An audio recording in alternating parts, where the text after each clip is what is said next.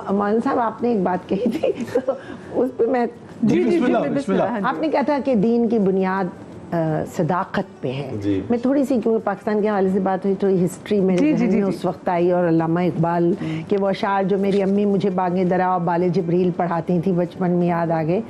دیکھیے قائد اعظم محمد علی جناح کانگریس میں تھے, مسلم لیگ میں نہیں تھے, ٹھیک ہے نا.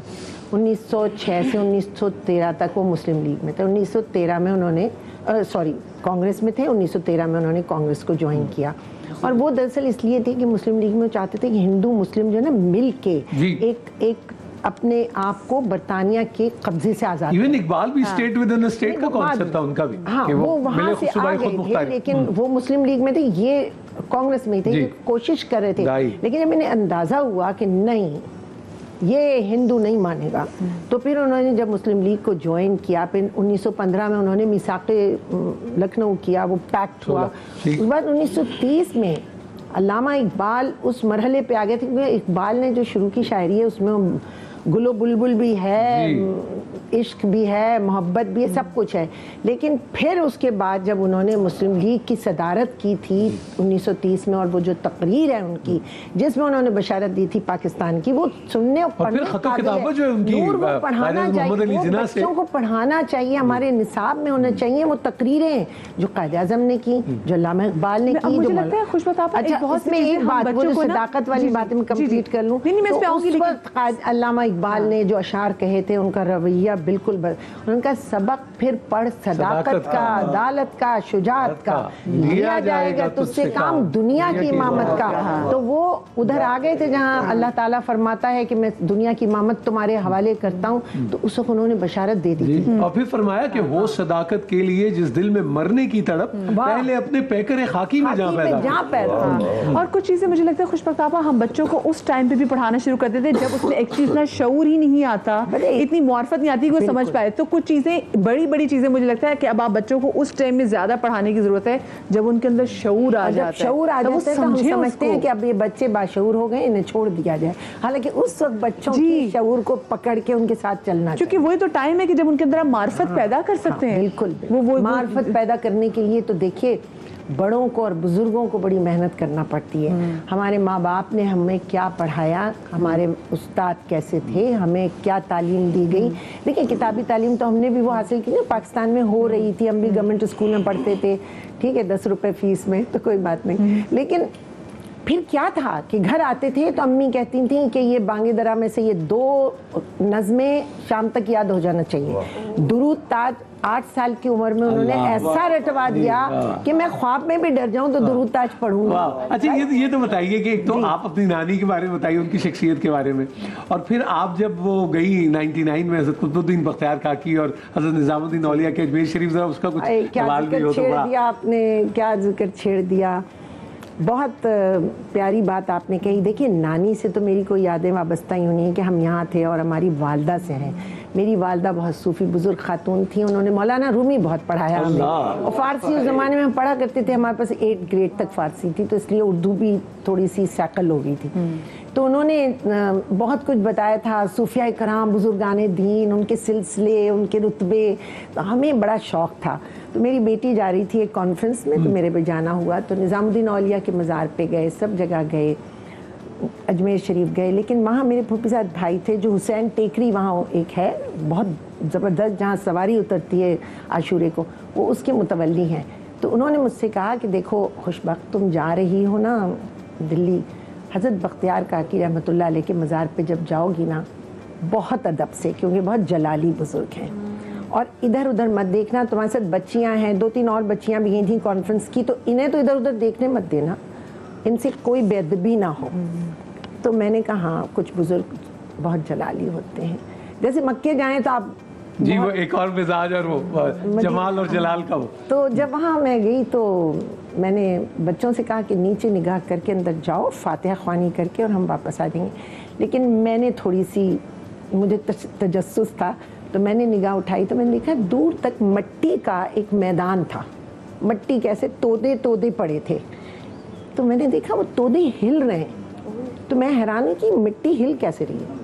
ایکچولی وہ سگے آستانہ تھے, اللہ, ہزاروں کی تعداد میں. اور وہ وہاں اس طرح لیٹے ہوئے, گراؤنڈڈ جیسے, گراؤنڈڈ, تو وہ میں انہیں یہی کہوں گی سگے آستانہ تھے, تو وہ جو موو کر رہے تھے, اب ظاہر ہے جوان بچیاں وہ کچھ دیکھ کے ڈر جائیں, گھبرا جائیں, کسی کو شش کر دیں, وہ نہیں ہونا تھا. تو ہم گئے, ہم نے, اب یہ وہ لوگ شاید اس پہ کچھ اعتراض کریں جو ان چیزوں پہ نہیں بلیو کرتے, پر میں یہ سمجھتی ہوں صوفیاء کرام, علماء دین, ہمارے قلندر مرشد, ہمارے اولیاء بزرگ قطب, تابعین تبع تابعین کے بعد یہی تھے جنہوں نے ہمیں آج بھی سنبھالا ہوا ہے اور رب سے جوڑا, اور رب سے جوڑا. یہ سلسلے ہیں, یہ رابطے ہیں, یہ تعلق جو ہے یہ کہاں سے کہاں, یہ سب تجدید کرتے رہے ہمارے تعلق کی. یہ کڑیاں ہیں جو ایک دوسرے سے جڑی ہوئی ہیں, یہ الگ الگ نہیں ہیں. اور ان سب کا ایک ہی مقصد تھا, علم دینا, تعلیم دینا, لوگوں تک علم پہنچانا, ان کو نیکی کی ہدایت کرنا, تواضع, کیتھارسس بھی لوگوں کا, جسے پنجابی میں کہتے ہیں ہک سے لگانے والی بات, یہ وہ اتنی سادگی, اتنی قناعت کہ کسی بھی ٹیلے پہ بیٹھے, کسی بھی جگہ بیٹھے اور پھر وہاں آباد ہو گئی دنیا.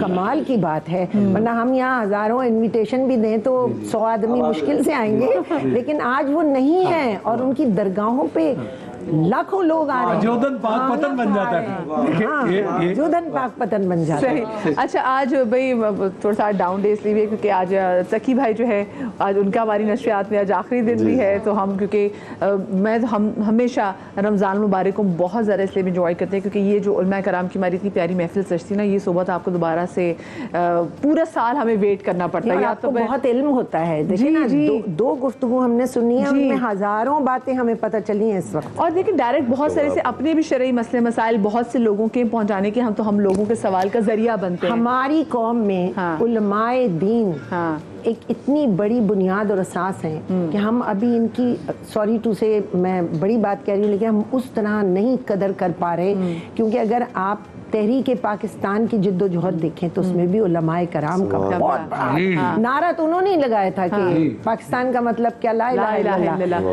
زبردست نعرہ تھا. خلافت تحریک کے بعد تو یہ تحریک شروع ہوئی. تقی بھائی, تو کتنا یہ ضروری ہے مطلب کہ کسی بھی آپ کہیں پہ دنیا کے کسی بھی کونے پر موجود ہوں تو آپ رجوع کریں. ہم اپنی آج کل کے ٹائم میں اتنی لوگوں میں ڈپریشن دیکھتے ہیں, تو آپ کو نہیں لگتا کہ لوگوں کے اندر یہ ڈپریشن کم ہوتی ہے, لوگوں کے اندر فرسٹریشن کم ہوتی ہے, لوگوں کے اندر ہوپ جو ہے, ہوپلیسنس زیادہ آ گئی, یہ بھی کم ہوتی ہے اگر لوگوں کا رجوع صحیح ہو جائے اللہ والی. اور ایک اور بات بھی ساتھ کہ پاکستان اور ایران تو روحانی بھائی, مطلب آپ دیکھیے اقبال لاہوری وہ کہتے ہیں اقبال, اور جتنا اقبال شناس ایرانی ہے, ہم شاید وہ پرشین کا جو اقبال کی جو اصل کہتے ہیں پوئٹری پرشین کی, یہ کیوں, یہ کب ہم اس سلسلے کو کر لیں گے جیسے یورپی یونین کی آپ وہی ایک بات کر رہے تھے. میرا ابھی بھی یہ شدید خواہش ہے کہ پاکستان, افغانستان, ایران میں تو کوئی ویزا ہی نہیں ہونا چاہیے. موبلٹی آسان ہو, ہم جائیں, سیکھیں, خطاطی سیکھیں, ایک دوسرے سے علم حاصل کریں. What are we waiting for? جب ہم نے یہ نعرہ لگایا کہ پاکستان کا مطلب کیا, لا الہ الا اللہ,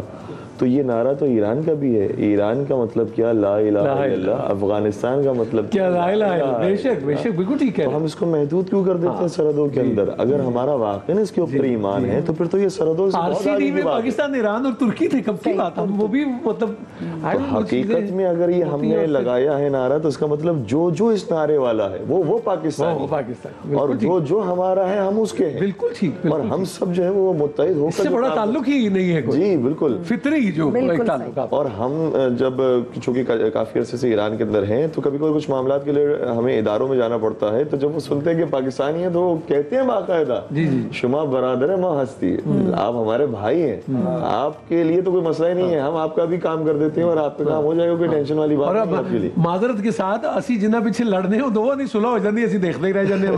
مطلب ود آل ڈیو ریسپیکٹ, وہ جو ایک پروکسی وار کی مطلب اب ٹائز بن رہی ہیں سعودی عرب اور ایران کے مابین, اور وہ سارا ہوا, تو میرا خیال ہے کہ اب یہ وقت آ گیا ہے کہ میرا خیال ہے کہ ہم پہچانے کہ ہمارے فطری اتحادی اور وہ جو روحانی تعلق ہے وہ کن کے ساتھ ہے. میرے خیال اس کے احیا کی ضرورت ہے. جو آپ نے اشارہ فرمایا جیسے یورپین یونین, ہو سکتا ہے کہ وہ آئیڈیولوجیکل ویز میں دیکھا جائے تو ڈیفرنس رکھتے ہوں, فرینچ جرمن سے الگ ہیں, سب الگ الگ اپنی آئیڈیولوجی رکھتے ہیں, لیکن اس کے باوجود وہ دیکھ رہے ہیں کہ دنیا کے اندر رہنا ہے تو اسی کے اندر کامیابی ہے. تو پھر ہم کیوں جو ایک دوسرے سے لڑ کے رہے, اور ہمارا ہمارے پاس تو معاملہ یہ ہے کہ ہماری دنیا کے اندر بھی کامیابی ہے, آخرت کے اندر بھی کامیابی ہے. آپ محسوس کیجئے گا کہ ہمارے جو برادر مکتب فکر سے ہمارے بھائی ہمارے ساتھ موجود ہیں, جتنے بھی اہل سنت سائے ستہ کے مؤلف ہیں اور جتنے بھی محدث ہیں, ان سب کا تعلق ایران سے. اگر ہم بات شروع کریں امام بخاری سے, بخاری کہاں پر ہے, مسلم نیشابوری کی بات کریں نیشابور کہاں ہے, سجستانی کی بات کریں کہاں ہے, یہ سب کے سب وہاں پر تھے. تو ہم تو سب جڑے ہوئے تھے پہلے ہی سے. غزنی سے کون آیا, مطلب آپ دیکھتے سارے ہی. میں بات کروں اپنی کتاب نہج البلاغہ کی, جو امیر کائنات کی کتاب ہے, اس کو جمع کرنے والے سید رضی ہیں, لیکن جن کی کتابت کے ساتھ اور جن کی خطاطی کے ساتھ وہ کتاب لکھی گئی ہے, ان کا نام ہے صبحی صالح, اور ان کا تعلق مکتبہ اہل سنت سے. اس کے اوپر جو شرح لکھنے والے ہیں ابن ابی الحدید معتزلی, ان کا تعلق اہل سنت برادری سے. تو یہ ہمارے یہاں کا کلچر ہوتا تھا کہ ایک دوسرے کی تفاسیر پڑھا کرتے تھے, ایک دوسرے کے مکتب میں آیا جایا کرتے تھے, ایک دوسرے کے نظریات سے واقف ہوا کرتے تھے. اور کئی سارے علماء کرام ایسے ہوتے تھے جو صرف اپنے مکتب کا نظریہ نہیں جانتے تھے, وہ جانتے تھے کہ اس مسئلے میں ان کا یہ نظریہ, ان کا یہ نظریہ, ان کا یہ نظریہ ہے. آپ جس کو فالو کرتے ہیں, آپ مجھے تو لگتا ہے کہ اب یہ وقت ہے کہ آپ پہچانے ان عناصر کو جو یہ تفریق پیدا کرنے کی کوشش کرتے ہیں, جو آپ غلط فہمی ہے. جو آپ نے ذکر کیا نہج البلاغہ کا, مجھے اپنے بچپن کا اگر گھر یاد آتا ہے, قرآن حکیم رکھا ہے, سیرت النبی رکھی ہے, نہج البلاغہ, اقبال رکھے, غالب رکھے, آتش رکھے, مومن رکھے. اور میں سنی حنفی خاندان سے ہوں. میرے والد ہم 5 بہن بھائیوں کو لے کے 10 دن جا کے شاہ خراساں میں ہم ٹھنڈے فرش پہ بیٹھتے تھے. ترابی کو سنو, لفظ بولنا سیکھو, تقریر کی کیسے جاتی ہے, دلیل دی کیسے. ان کے جو تقریریں تھیں, رزق, سجدہ, یہ سب رٹوا دیں. اور پھر اس کے بعد نصیر الاجتہادی کو سنو. کیا واللہ, کیا آپ نے کیسی شخصیت کرو, پھر میلاد پڑھو, پھر میلاد اکبر بھی رکھو. مینز کے دیکھیں تخصیص نہیں تھی, اور ہمارے بزرگوں نے تخصیص نہیں کہ ہم نے کی ہے, ہم اس کے مرید الزام ہیں. ہمارے بزرگوں نے تو ہمیں تمام دنیا کی زبانیں, فارسی پڑھاتے تھے, یہ ہم تھے, یہ this is what we were, یہ ہم تھے, اور ہم نے اس کو آگے نہیں بڑھایا. اور یہ جو آپ بات کہہ رہے ہیں, آپ یقین کیجئے, آپ ٹرکی جائیں, آپ جائیں ایران, سارے لوگ ایک دوسرے سے محبت کرتے ہیں. ایون آپ انڈیا چلے جائیں, انڈیا بھی آپ, ہندو بھی آپ سے معذرت کے ساتھ بڑا تھوڑا مول لگایا ہم نے اپنے اقدار کا, معذرت کے ساتھ.